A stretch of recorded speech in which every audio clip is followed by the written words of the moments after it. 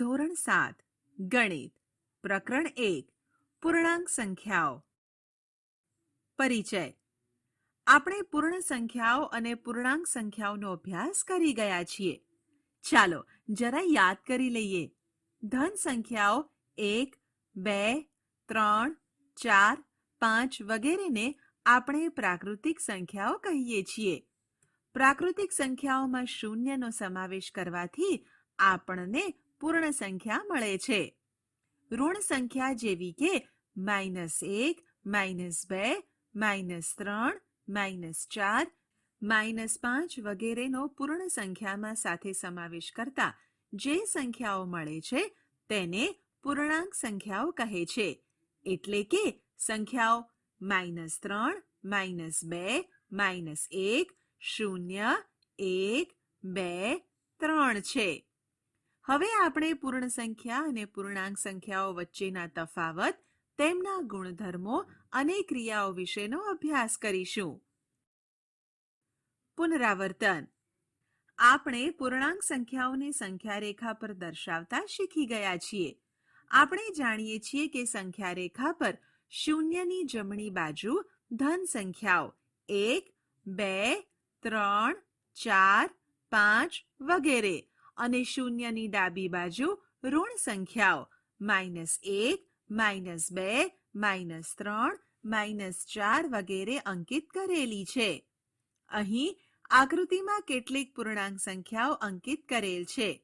તમે આ અંકિત કરેલી પૂર્ણાંક સંખ્યાઓનો ચડતો ક્રમ લખી શકો છો. અહીં આ સંખ્યાઓનો ચડતો ક્રમ -5, -1, 3 થશે. -5 એ સૌથી નાની સંખ્યા અને 3 એ સૌથી મોટી સંખ્યા છે. કારણ કે -5 એ અંકિત કરેલ સંખ્યાઓમાં ડાબી બાજુએ આવેલ છે, જ્યારે 3 એ અંકિત કરેલ સંખ્યાઓમાં જમણી બાજુએ આવેલ છે. હવે અહીં આપેલ સંખ્યા રેખા પર કેટલીક સંખ્યાઓ અંકિત કરેલ છે. આપણે તેને ઉતરતા ક્રમમાં લખવાની છે. અંકિત કરેલ સંખ્યાઓનો ઉતરતો ક્રમ 14, 8, -4, -9, -16 છે. 14 એ સૌથી મોટી સંખ્યા અને -16 એ સૌથી નાની સંખ્યા છે. કારણ કે -16 એ અંકિત કરેલ સંખ્યાઓમાં ડાબી બાજુએ આવેલ છે, જ્યારે 14 એ અંકિત કરેલ સંખ્યાઓમાં જમણી બાજુએ આવેલી છે. ઉદાહરણ. નીચે આપેલ સંખ્યા રેખા પર પૂર્ણાંક સંખ્યાઓ દર્શાવો. -3 અને -2 ને ક્રમશઃ E અને F પર અંકિત કરવામાં આવેલ છે. કઈ પૂર્ણાંક સંખ્યાઓ દ્વારા B, D, H, J, M અને O ને દર્શાવવામાં આવશે?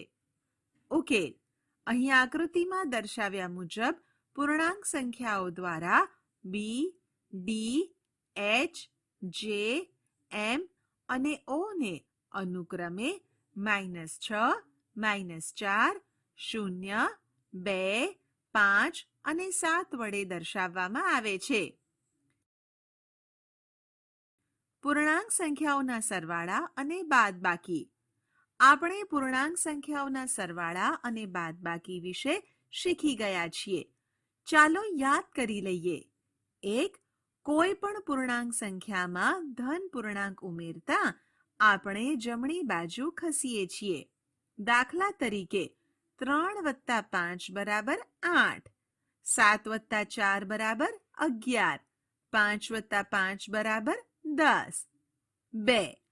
કોઈ પણ પૂર્ણાંક સંખ્યામાં ઋણ પૂર્ણાંક ઉમેરતા આપણે ડાબી બાજુ ખસીએ છીએ.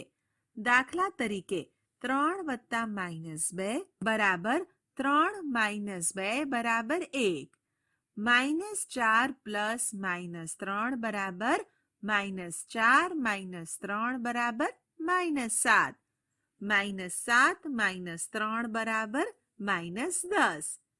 3. કોઈ પણ ધન પૂર્ણાંકની બાદબાકી કરતા આપણે ડાબી બાજુ ખસીએ છીએ. દાખલા તરીકે 7 - 3 = 4, 2 - 4 બરાબર 2 - 4 બરાબર -2. 9 + -7 બરાબર 9 - 7 બરાબર 2. 4. કોઈ પણ ઋણ પૂર્ણાંકની બાદબાકી કરતા આપણે જમણી બાજુ ખસીએ છીએ. દાખલા તરીકે -2 - -1 બરાબર -2 + 1 બરાબર -1. -4 - -6 બરાબર -4 + 6 બરાબર 2.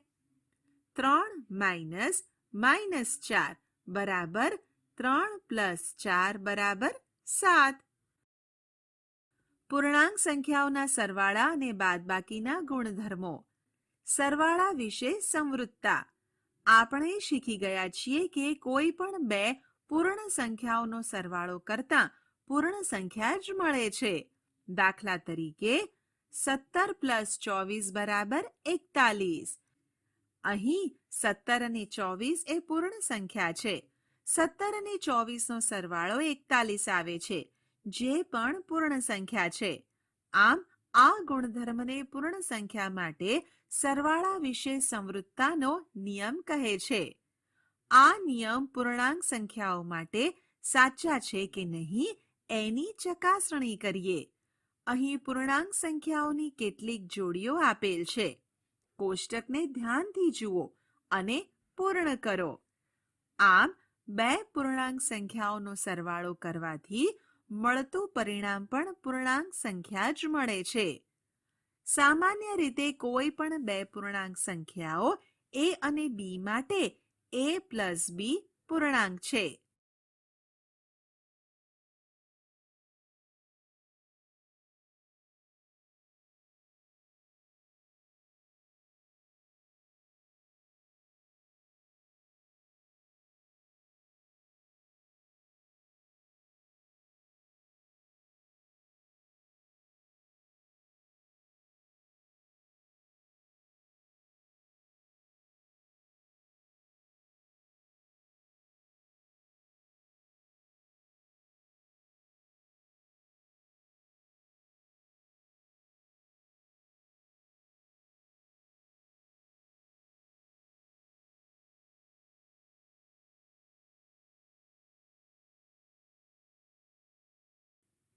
બાદબાકી વિશે સંવૃત્તા.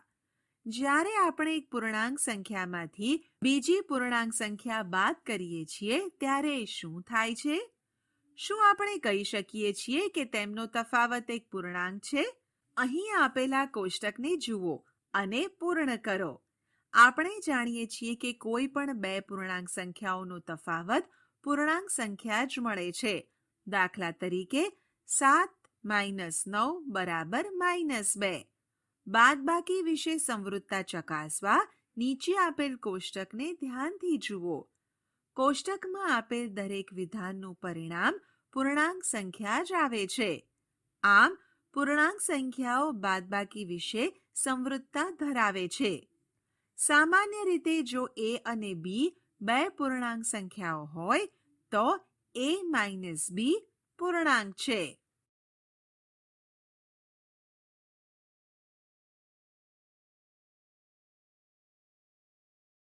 ક્રમનો ગુણધર્મ. આપણે જાણીએ છીએ કે 3 + 5 બરાબર 5 + 3 બરાબર 8. એટલે કે પૂર્ણાંક સંખ્યાઓનો કોઈ પણ ક્રમમાં સરવાળો કરી શકાય છે. બીજા શબ્દોમાં કહીએ તો પૂર્ણ સંખ્યાઓનો સરવાળો સમક્રમી હોય છે. જેમ કે 5 + -6 બરાબર -1 અને -6 + 5 બરાબર -1. તેથી 5 + -6 બરાબર -6 + 5. આ જ નિયમ આધારે કેટલાક ઉદાહરણો અહીં આપેલ છે. તેને ધ્યાનથી જુઓ. પૂર્ણાંક સંખ્યાઓની અન્ય 5 જોડીઓ માટે આ પ્રયત્ન કરો. શું તમે પૂર્ણાંક સંખ્યાની કોઈ એવી જોડી શોધી શકો જેમાં પૂર્ણાંકનો ક્રમ બદલવાથી તેનો સરવાળો પણ બદલાઈ જાય છે? ચોક્કસપણે શક્ય નથી. સામાન્ય રીતે કોઈ પણ બે પૂર્ણાંક સંખ્યાઓ a અને b માટે આપણે કહી શકીએ કે a પ્લસ b બરાબર b પ્લસ a. આપણે જાણીએ છીએ કે પૂર્ણ સંખ્યા માટે બાદબાકી સમક્રમી હોતી નથી. શું પૂર્ણાંક સંખ્યા માટે સમક્રમી છે? ઉદાહરણ દ્વારા તે સમજવાનો પ્રયત્ન કરીએ. 5 અને -3 પૂર્ણાંક સંખ્યા માટે 5 -3 બરાબર 5 વત્તા 3 બરાબર 8 અને -3 -5 બરાબર -3 -5 બરાબર -8. માટે 5 -3 is not equal to -3 -5. આપેલ ઉદાહરણો પરથી આપણે કહી શકીએ કે પૂર્ણાંક સંખ્યાઓ માટે બાદબાકી સમક્રમી નથી. જૂથનો ગુણધર્મ. અહીં જૂથનો ગુણધર્મ આપણે ઉદાહરણ દ્વારા સમજીશું. જેમ કે -3, -2 અને -5 પૂર્ણાંક સંખ્યાઓ માટે વિચારીએ. -5 પ્લસ -3 પ્લસ -2 અને -5 પ્લસ -3 પ્લસ -2. અહીં પ્રથમ રકમમાં -3 અને -2 નું જૂથ બનેલું છે, જ્યારે બીજીમાં -5 અને -3 નું જૂથ બનેલ છે. આમ બંને કિસ્સામાં જવાબ -10 પ્રાપ્ત થાય છે. આવો બીજું ઉદાહરણ જોઈએ. પૂર્ણાંક સંખ્યાઓ -3, 1 અને -7 માટે. -3 પ્લસ બ્રેકેટ 1 પ્લસ -7 બરાબર -3 પ્લસ -6 બરાબર -9 અને બ્રેકેટ -3 પ્લસ 1 બ્રેકેટ બંધ પ્લસ -7 બરાબર -2 પ્લસ -7 બરાબર -9. તેથી -3 પ્લસ બ્રેકેટ 1 પ્લસ -7 બરાબર -3 પ્લસ 1 પ્લસ -7 બરાબર -9. સામાન્ય રીતે આપણે કોઈ પણ પૂર્ણાંક સંખ્યાઓ a, b અને c માટે આપણે કહી શકીએ કે a plus bracket b plus c બરાબર bracket a plus b plus c. સરવાળાનો તટસ્થતાનો ગુણધર્મ.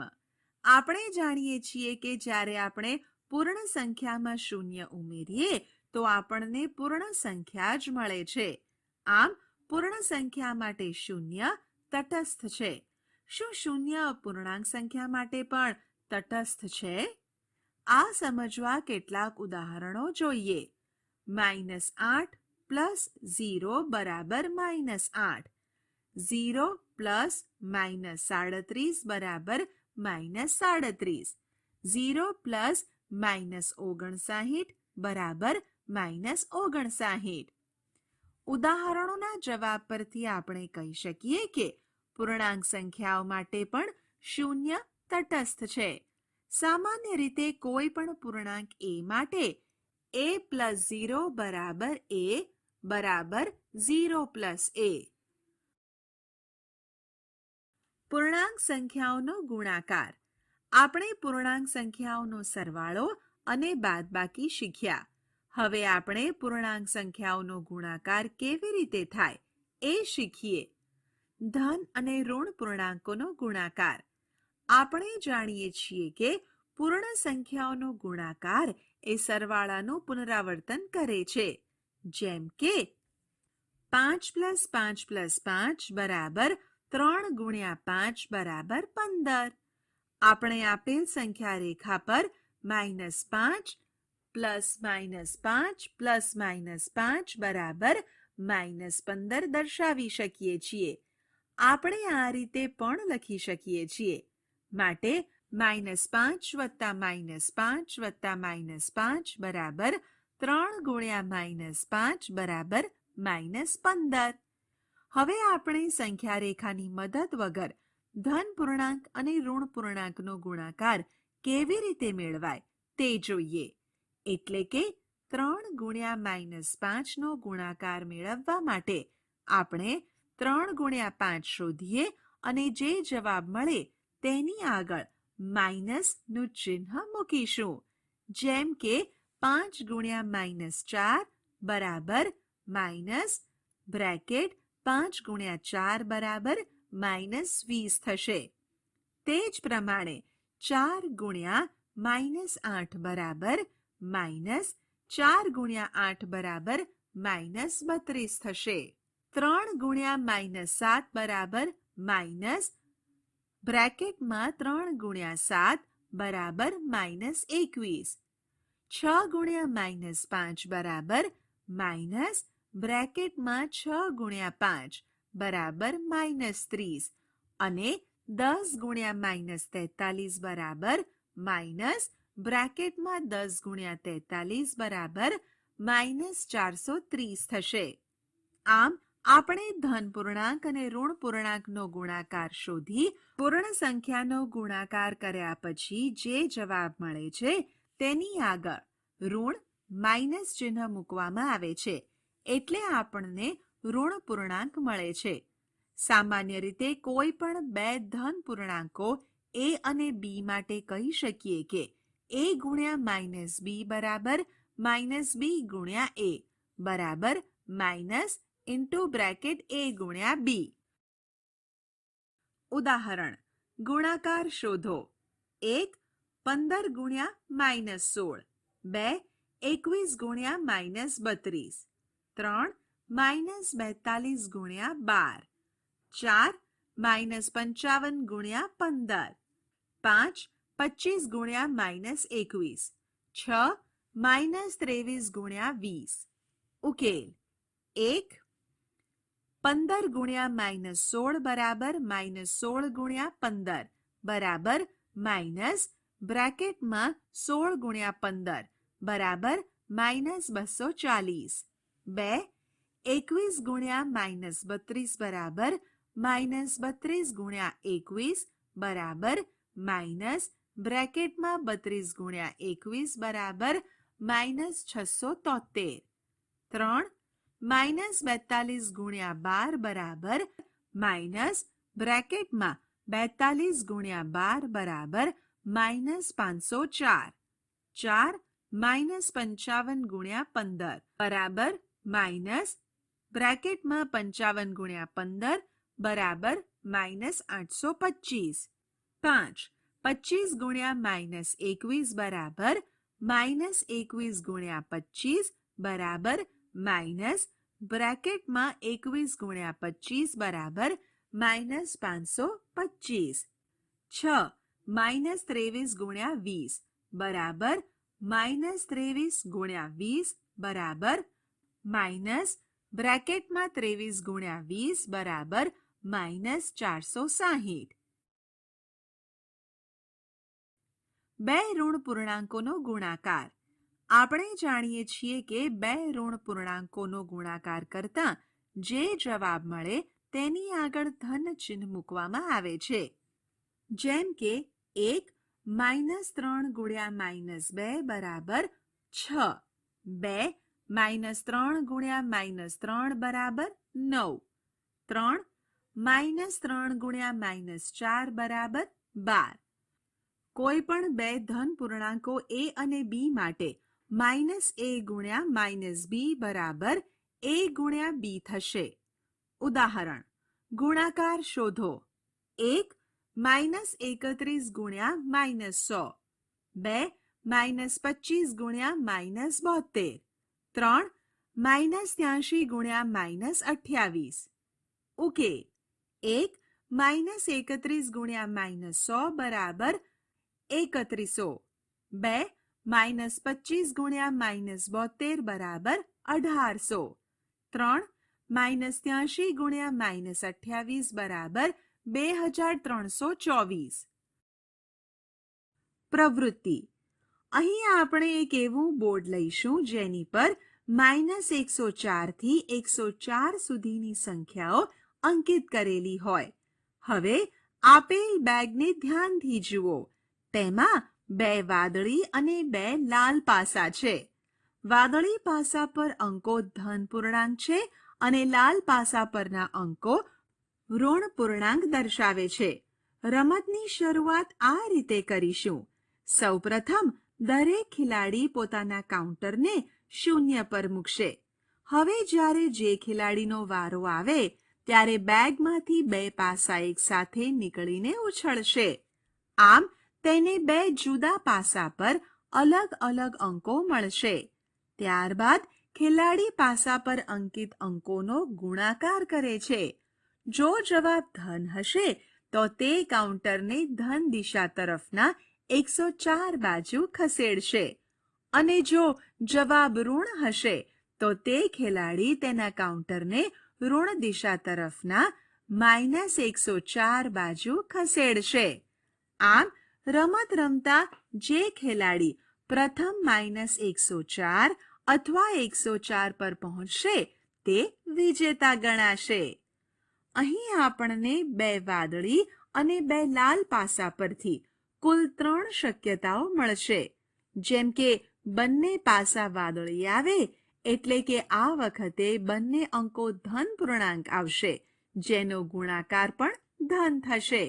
અથવા ધારો કે બંને પાસા લાલ આવે તો બંને અંકો ઋણ પૂર્ણાંક આવશે, જેનો ગુણાકાર પણ ધન થશે. હવે ધારો કે એક લાલ અને એક વાદળી પાસો આવે ત્યારે એક પૂર્ણાંક ધન અને બીજો પૂર્ણાંક ઋણ હશે, જેનો ગુણાકાર ઋણ થશે. અથવા એક વાદળી અને એક લાલ પાસા આવે ત્યારે એક અંક ઋણ અને બીજો અંક ધન આવશે, જેનો ગુણાકાર ઋણ થશે. ધારો કે બંને વાદળી પાસા પરના અંકો 3 અને 4 હોય તો તેનો ગુણાકાર 3 ગુણ્યા 4 બરાબર 12 થશે.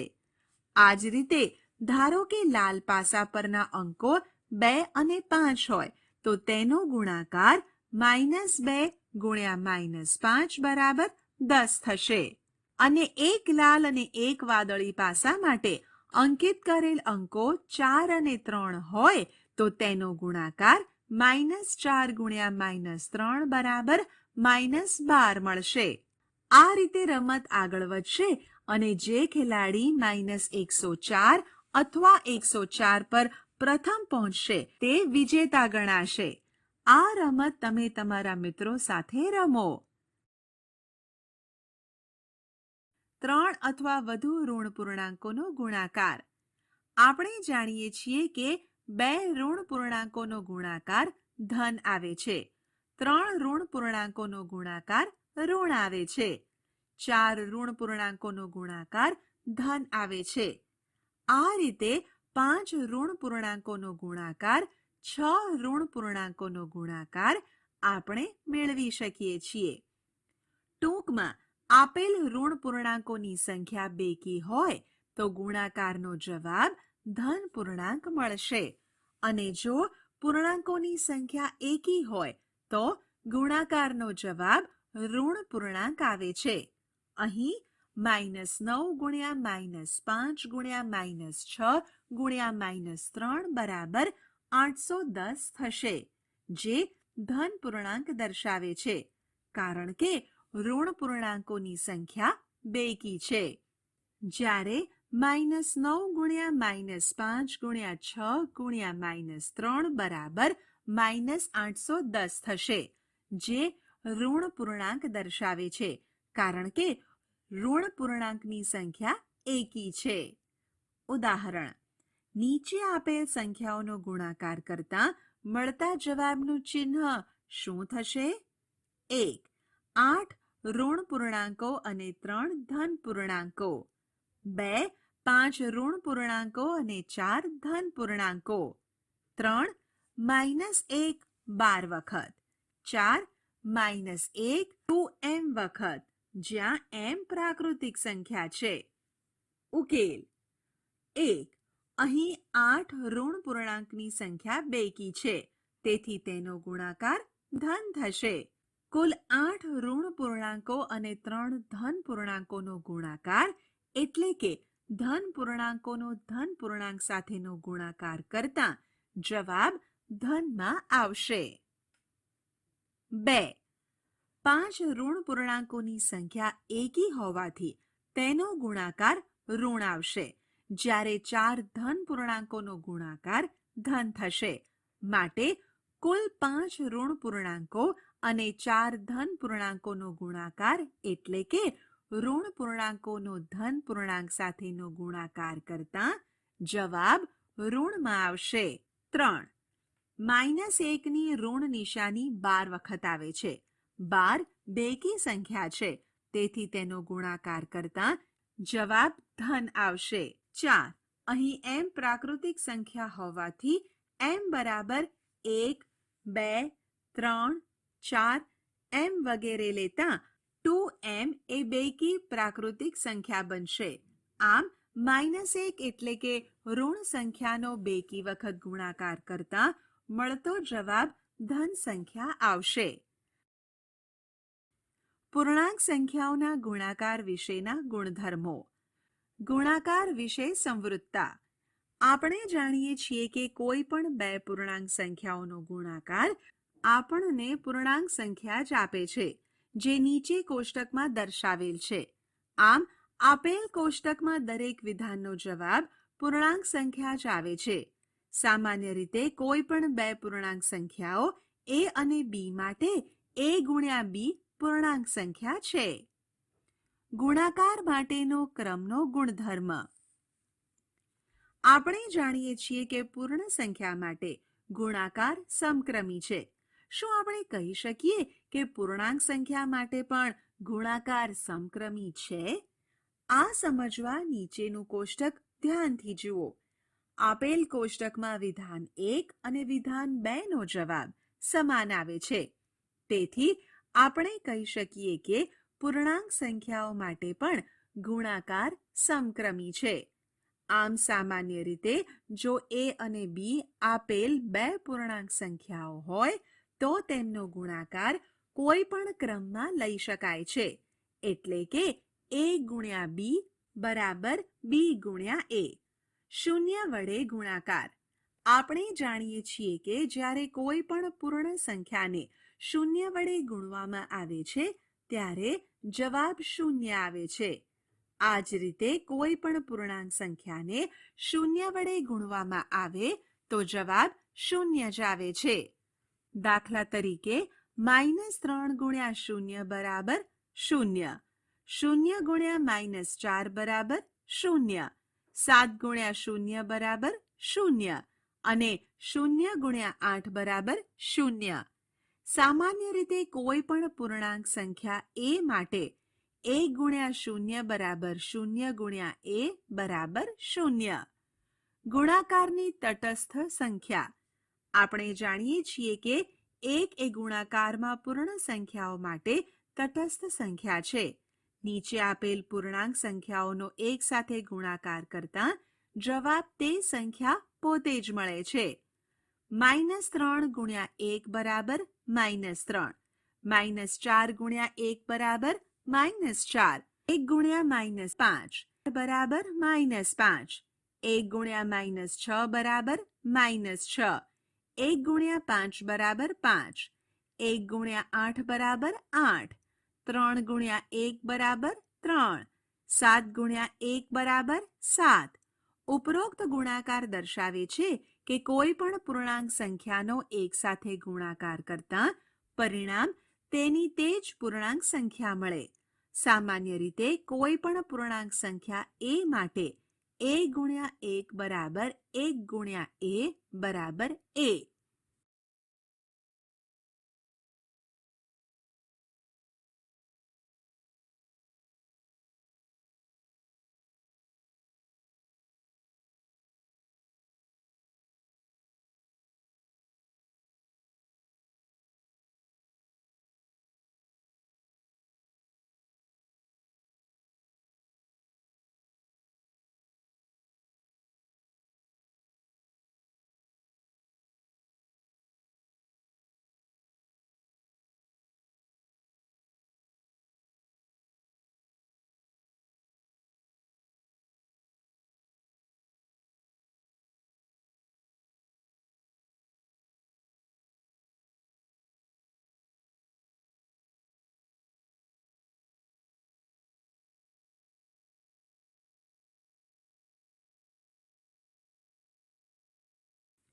ગુણાકાર માટે જૂથનો નિયમ. ધારો કે કોઈ પણ 3 પૂર્ણાંક સંખ્યાઓ -3, -2 અને 5 માટે અહીં દર્શાવેલ રીતે ગુણાકાર કરીશું. પહેલી રીતમાં -3 ગુણ્યા -2 બંને સાથે છે, જ્યારે બીજી રીતમાં -2 અને 5 બંને સાથે છે. પહેલી રીતમાં -3 અને -2 નો ગુણાકાર કરતા જવાબ 6 મળશે. હવે 6 ને 5 સાથે ગુણતા જવાબ 30 મળશે. આ જ રીતે બીજી રીતમાં -3, -2 અને 5 નો ગુણાકાર કરતા જવાબ -3 ગુણ્યા -10 બરાબર 30 માં મળે. આમ બંને રીતમાં જવાબ સમાન આવે છે અને ગુણાકાર માટેનો જૂથનો નિયમ કહે છે, આ નિયમના ઉપયોગથી નીચેની ખાલી જગ્યાઓ પૂરો. 1 -6 ગુણ્યા 7 ગુણ્યા 4 બરાબર ખાલી જગ્યા ગુણ્યા 4 બરાબર ખાલી જગ્યા. 2 -6 ગુણ્યા 4 ગુણ્યા 7 બરાબર ખાલી જગ્યા ગુણ્યા 7 બરાબર ખાલી જગ્યા. પહેલી ખાલી જગ્યામાં જવાબ -42 આવશે, જેને 4 વડે ગુણતા જવાબ -168 આવશે. આ જ રીતે બીજી ખાલી જગ્યામાં જવાબ -24 આવશે, જેને 7 વડે ગુણતા જવાબ -168 આવશે. સામાન્ય રીતે કોઈ પણ 3 પૂર્ણાંક a, b અને c માટે a ગુણ્યા b ગુણ્યા c બરાબર a ગુણ્યા b ગુણ્યા c થશે. વિભાજનનો ગુણધર્મ. આપણે ગુણાકારનું સરવાળા પર વિભાજન નીચેના ઉદાહરણ દ્વારા સમજીશું. 1 16 ગુણ્યા 10 વત્તા 2 બરાબર 16 ગુણ્યા 10 વત્તા 16 ગુણ્યા 2. 16 ગુણ્યા 10 વત્તા 2 બરાબર 16 ગુણ્યા 12 બરાબર 192 અને 16 ગુણ્યા 10 વત્તા 16 ગુણ્યા 2 બરાબર 160 વત્તા 32 બરાબર 192. તેથી 16 ગુણ્યા 10 વત્તા 2 બરાબર 16 ગુણ્યા 10 વત્તા 16 ગુણ્યા 2. 2 -4 ગુણ્યા -2 વત્તા 7 બરાબર -4 ગુણ્યા -2 વત્તા -4 ગુણ્યા 7. -4 ગુણ્યા -2 વત્તા 7 બરાબર -4 ગુણ્યા 5 બરાબર -20 અને -4 ગુણ્યા -2 વત્તા -4 ગુણ્યા 7 બરાબર 8 વત્તા -28 બરાબર -20. તેથી -4 ગુણ્યા -2 ગુણ્યા 7 બરાબર -4 ગુણ્યા -2 વત્તા -4 ગુણ્યા 7. 3 -8 ગુણ્યા -2 વત્તા -1 બરાબર -8 ગુણ્યા -2 વત્તા -8 ગુણ્યા -1. -8 ગુણ્યા -2 વત્તા -1 બરાબર -8 ગુણ્યા -3 બરાબર 24 અને -8 ગુણ્યા -2 વત્તા -8 ગુણ્યા -1 બરાબર 16 વત્તા 8 બરાબર 24. તેથી -8 ગુણ્યા -2 વત્તા -1 બરાબર -8 ગુણ્યા -2 વત્તા -8 ગુણ્યા -1. કોઈ પણ ઋણ પૂર્ણાંક સંખ્યા a, b અને c માટે a ગુણ્યા b વત્તા c બરાબર a ગુણ્યા b વત્તા a ગુણ્યા c. ઉદાહરણ 10 ગુણ્યા 6 વત્તા -2 બરાબર 10 ગુણ્યા 6 વત્તા 10 ગુણ્યા -2. ઉકેલ 10 ગુણ્યા 6 વત્તા -2 બરાબર 10 ગુણ્યા 4 બરાબર 40 અને 10 ગુણ્યા 6 વત્તા 10 ગુણ્યા -2 બરાબર 60 વત્તા -20 બરાબર 40. માટે 10 ગુણ્યા 6 વત્તા -2 બરાબર 10 ગુણ્યા 6 વત્તા 10 ગુણ્યા -2. ઉદાહરણ 4 ગુણ્યા 3 -8 બરાબર 4 ગુણ્યા 3 -4 ગુણ્યા 8. ઉકેલ 4 ગુણ્યા 3 -8 બરાબર 4 ગુણ્યા -5 બરાબર -20 અને 4 ગુણ્યા 3 4 ગુણ્યા 8 બરાબર 12 32 બરાબર -20. માટે 4 ગુણ્યા 3 8 બરાબર 4 ગુણ્યા 3 4 ગુણ્યા 8. ઉદાહરણ -15 ગુણ્યા -7 -1 બરાબર -15 ગુણ્યા -7 -15 ગુણ્યા -1.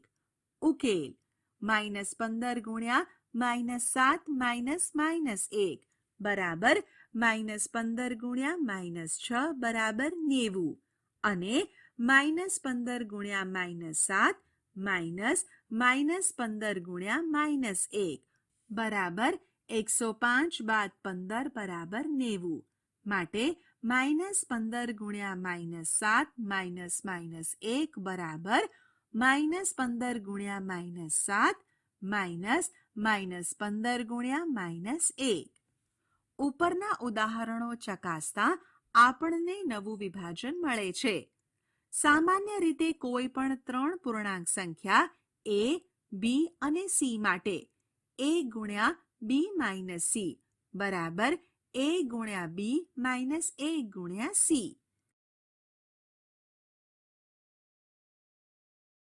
ગુણાકારને સરળ બનાવવા અહીં આપણે -25 ગુણ્યા 37 ગુણ્યા 4 માટે -25 ગુણ્યા 37 ગુણ્યા 4 બરાબર -925 ગુણ્યા 4 બરાબર -3700 અથવા -25 ગુણ્યા 37 ગુણ્યા 4 માટે -25 ગુણ્યા 4 ગુણ્યા 37 બરાબર -100 ગુણ્યા 37 બરાબર -3700. આપણે જોઈ શકીએ છીએ કે ઉપરના બંને પરિણામો પૈકી બીજા પરિણામનું ઘણી સહેલાઈથી સાદું રૂપ આપી શકાય છે.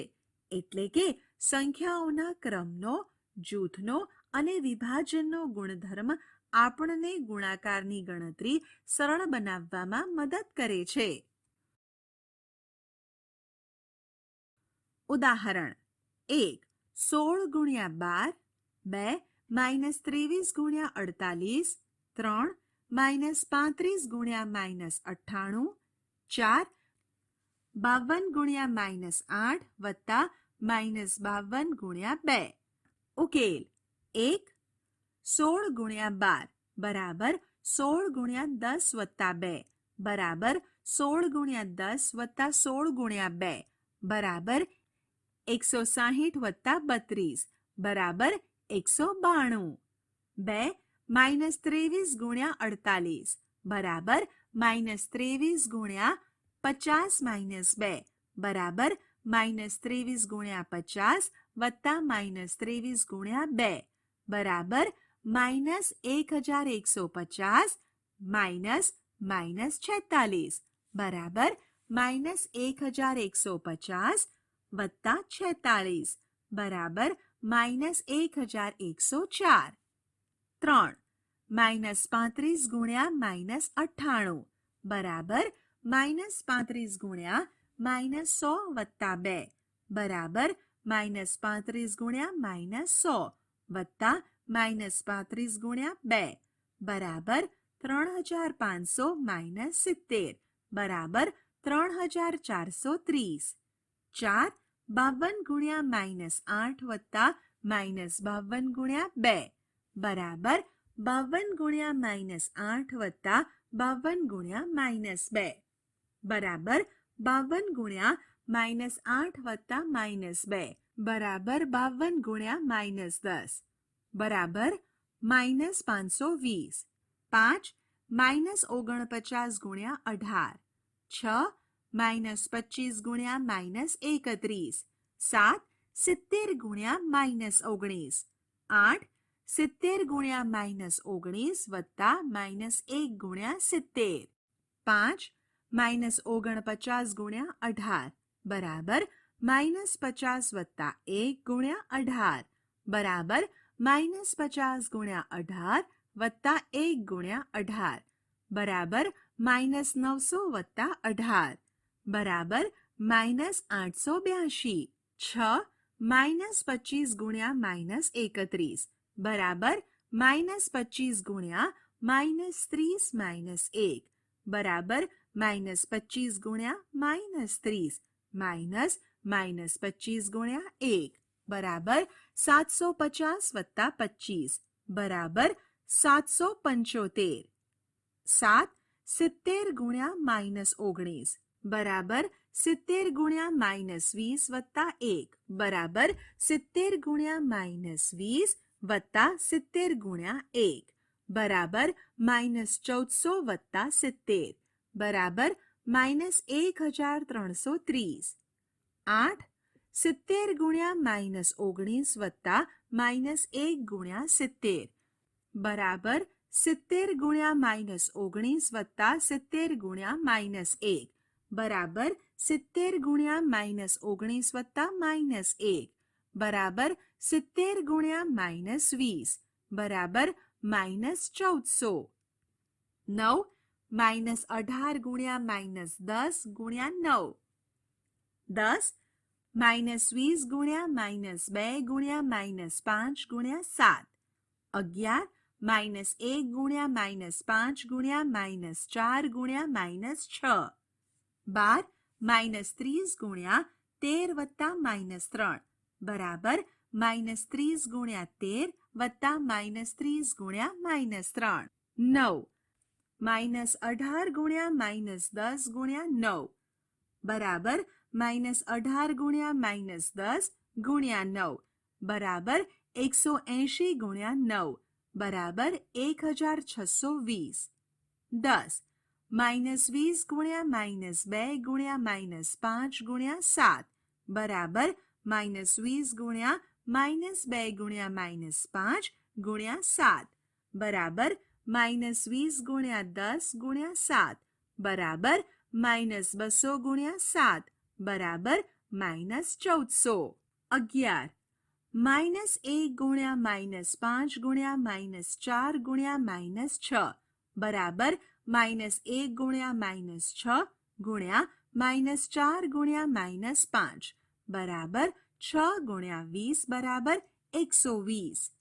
12 -30 ગુણ્યા 13 વત્તા -3 બરાબર -30 ગુણ્યા 13 વત્તા -30 ગુણ્યા -3 બરાબર -30 ગુણ્યા 13 ગુણ્યા -30 ગુણ્યા 13 વત્તા -3 બરાબર -30 ગુણ્યા 10 બરાબર -300 અને -30 ગુણ્યા 13 વત્તા -30 ગુણ્યા -3 બરાબર -390 વત્તા 90 બરાબર -300. માટે -30 ગુણ્યા 13 વત્તા -3 બરાબર -30 ગુણ્યા 13 વત્તા -30 ગુણ્યા -3. ઉદાહરણ: વર્ગ પરીક્ષામાં 15 સવાલ છે. દરેક સાચા જવાબ માટે 4 ગુણ અને દરેક ખોટા માટે -2 ગુણ છે. 1. ગુરપ્રીત બધા સવાલો લખે છે, પરંતુ તેના 9 જવાબો જ સાચા છે.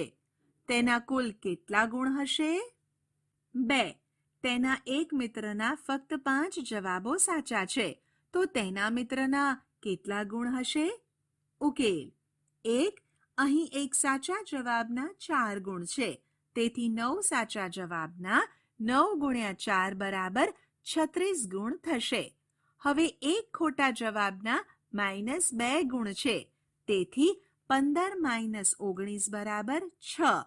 ખોટા જવાબના 6 ગુણ્યા -2 બરાબર -12 થશે. તેથી ગુરપ્રીતના કુલ ગુણ 36 વત્તા -12 બરાબર 24 ગુણ થશે. 2. હવે આપણે જાણીએ છીએ કે એક સાચા જવાબના 4 ગુણ છે, માટે 5 સાચા જવાબના 5 ગુણ્યા 4 બરાબર 20 ગુણ થશે. હવે એક ખોટા જવાબના -2 ગુણ છે, તેથી 15 - 5 બરાબર 10 ખોટા જવાબના 10 ગુણ્યા -2 બરાબર -20 ગુણ થશે. તેથી તેના મિત્રના કુલ ગુણ 20 + -20 બરાબર 0 ગુણ થશે. ઉદાહરણ: ધારો કે આપણે જમીનથી ઉપરના અંતરને ધન પૂર્ણાંક સંખ્યામાં અને જમીનની નીચેના અંતરને ઋણ પૂર્ણાંક સંખ્યામાં લઈએ, તો નીચેના પ્રશ્નોના જવાબ આપો. એક લિફ્ટ એટલે કે એલિવેટર 5 મીટર પ્રતિ મિનિટના દરે ખાણમાં ઉતરે છે, તો 1 કલાક પછી તેની શું સ્થિતિ હશે? 2. જો એ જમીનની 15 મીટર ઉપરથી ઉતરતી હોય તો 45 મિનિટ પછી તેની સ્થિતિ શું હશે? ઉકેલ: 1. જે રીતે લિફ્ટ એટલે કે એલિવેટર નીચે ઉતરતી જાય છે, તો તેના દ્વારા કપાતું અંતર ઋણ પૂર્ણાંક સંખ્યા વડે દર્શાવાય છે.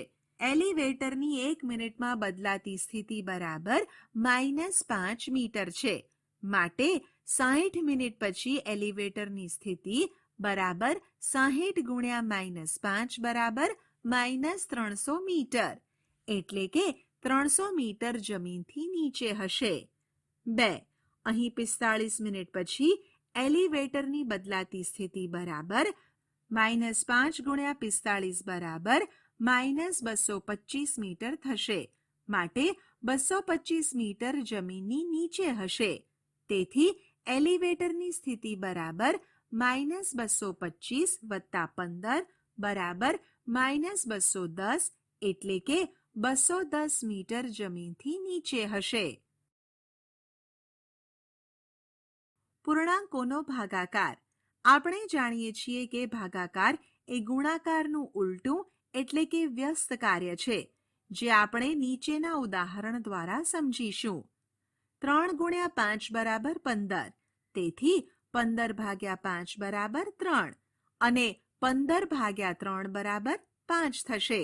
તે જ રીતે 4 ગુણ્યા 3 બરાબર 12, તેથી 12 ભાગ્યા 3 બરાબર 4 અને 12 ભાગ્યા 4 બરાબર 3 થશે. આના ઉપરથી કહી શકાય કે ગુણાકારના દરેક વિધાન માટે આપણે ભાગાકારના 2 વિધાનો બનાવી શકીએ. આપેલ કોષ્ટકમાં આવા જ કેટલાક ઉદાહરણો આપેલ છે, તે ધ્યાનથી જુઓ.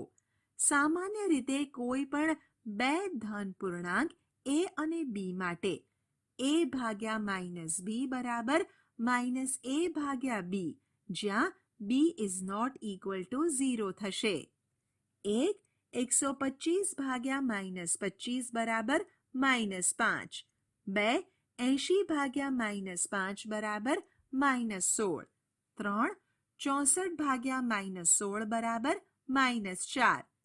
ઉપરનું કોષ્ટક જોતા આપણને માલુમ થાય છે કે જ્યારે આપણે ધન પૂર્ણાંક સંખ્યાનો ઋણ પૂર્ણાંક સંખ્યા વડે ભાગાકાર કરીએ છીએ, ત્યારે પહેલા આપણે તેમને પૂર્ણ સંખ્યા વડે ભાગીએ છીએ અને પછી જવાબમાં ઋણ ચિહ્ન મૂકીએ છીએ.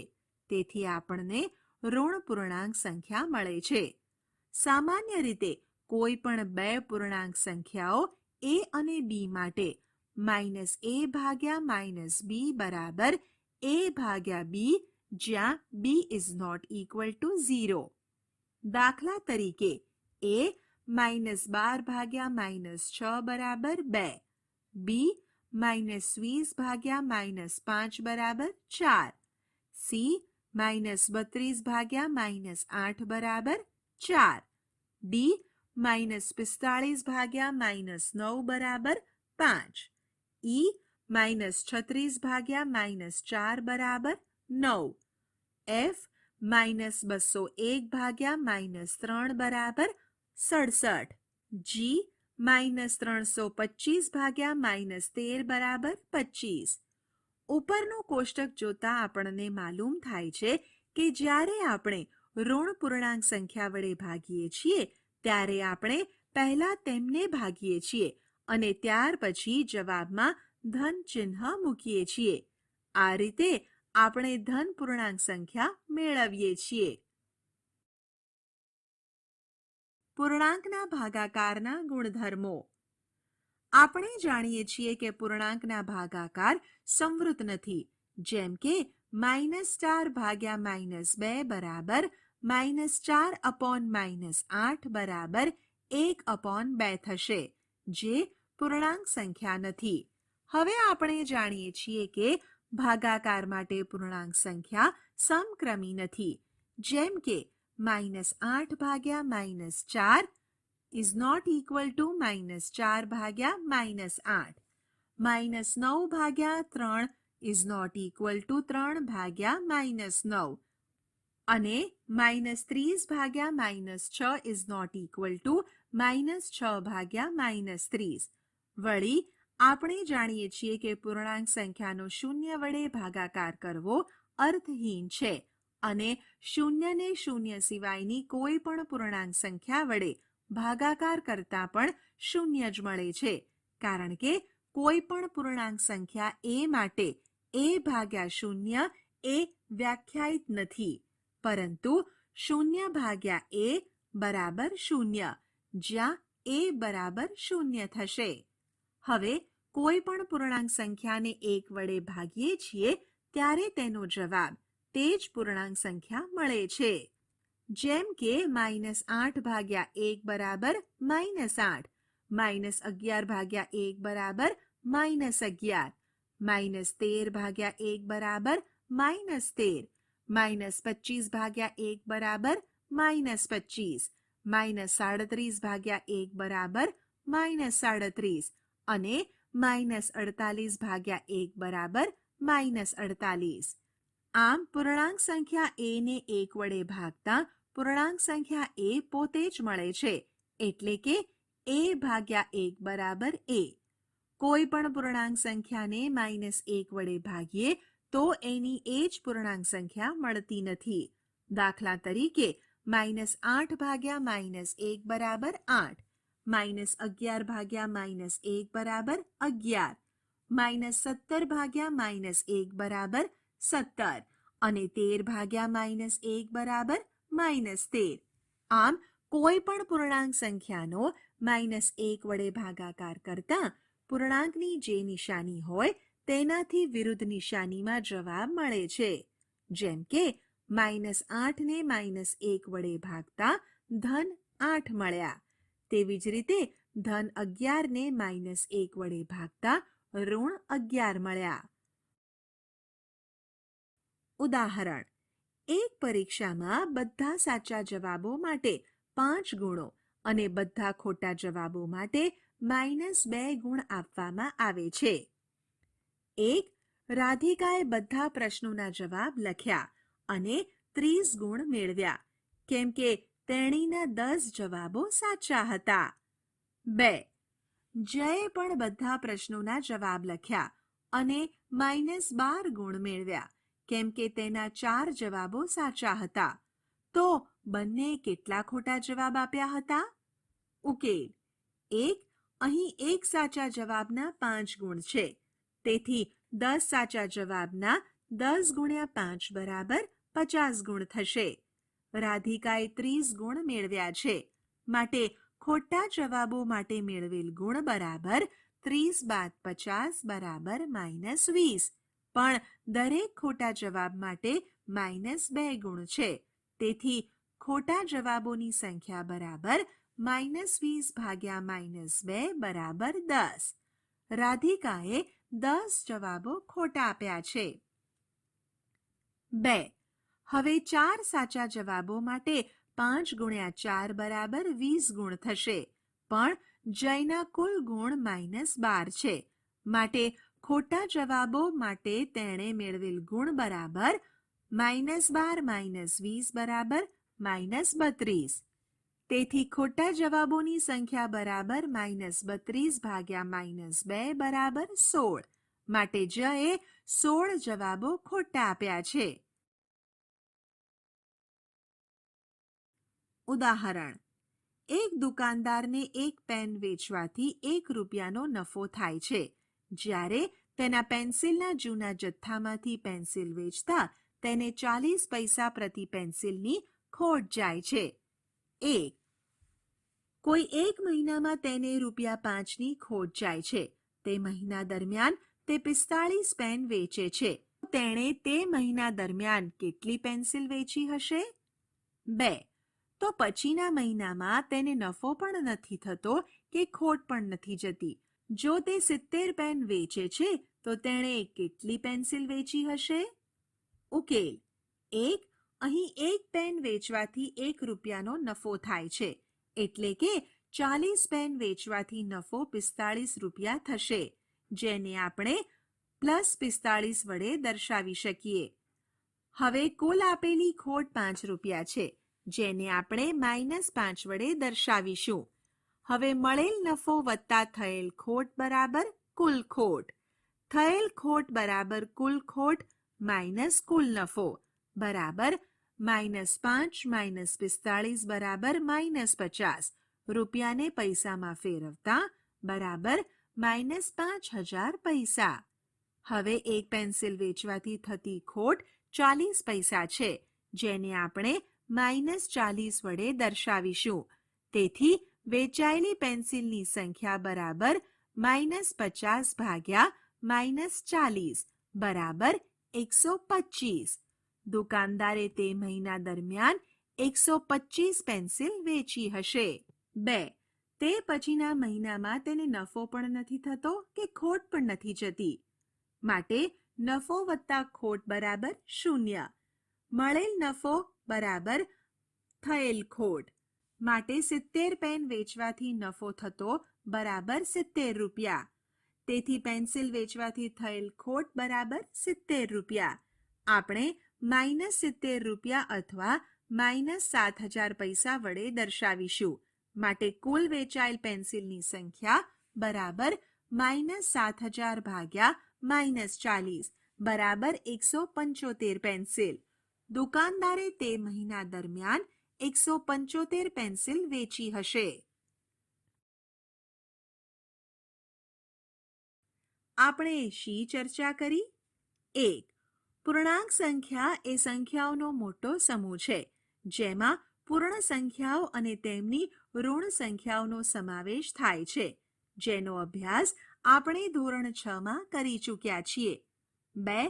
અગાઉના ધોરણમાં આપણે પૂર્ણાંક સંખ્યાઓની સંખ્યા રેખા પર નિરૂપણ કરવું અને તેના સરવાળા અને બાદબાકી વિશે અભ્યાસ કરી ચૂક્યા છીએ. 3. આપણે હમણાં સરવાળા અને બાદબાકી દ્વારા પાલન થતા ગુણધર્મોનો અભ્યાસ કર્યો. એ પૂર્ણાંક સંખ્યાઓ સરવાળા અને બાદબાકી બંને વિશે સમૃદ્ધતા ધરાવે છે.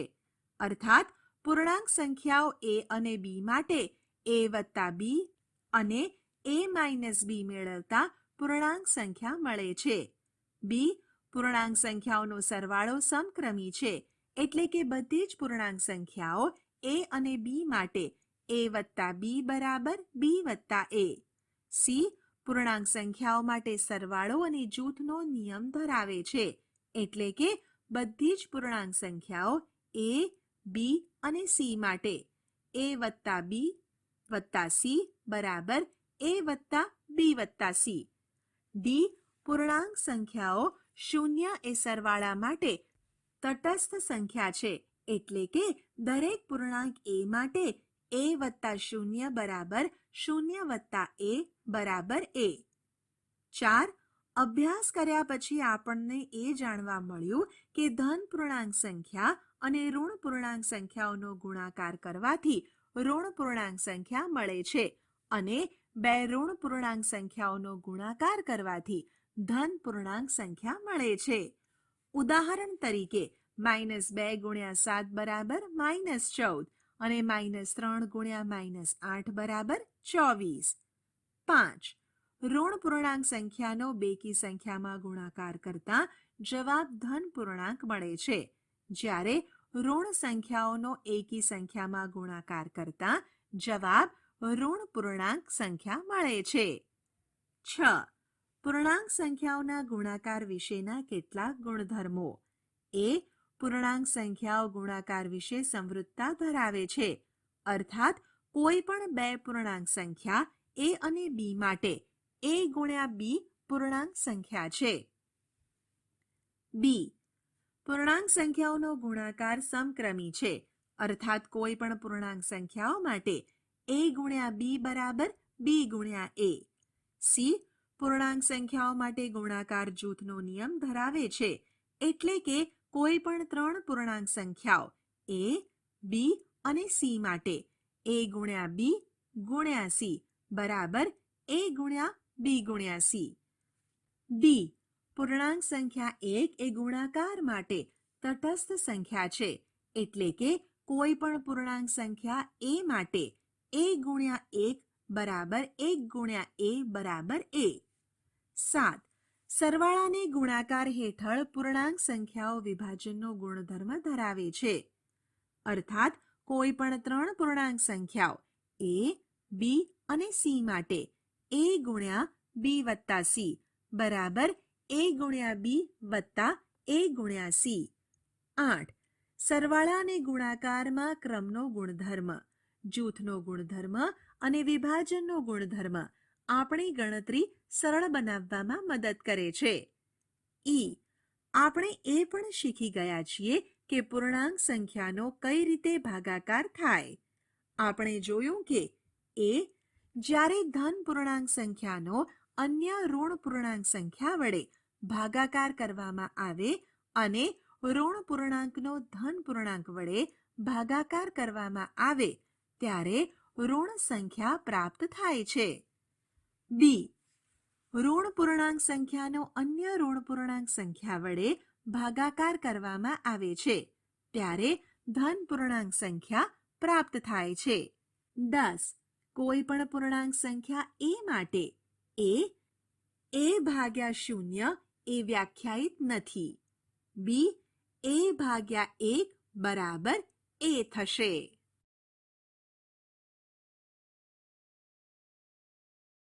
આશા છે કે તમને આ ઈ લર્નિંગ મોડ્યુલમાં મજા આવી હશે. આભાર.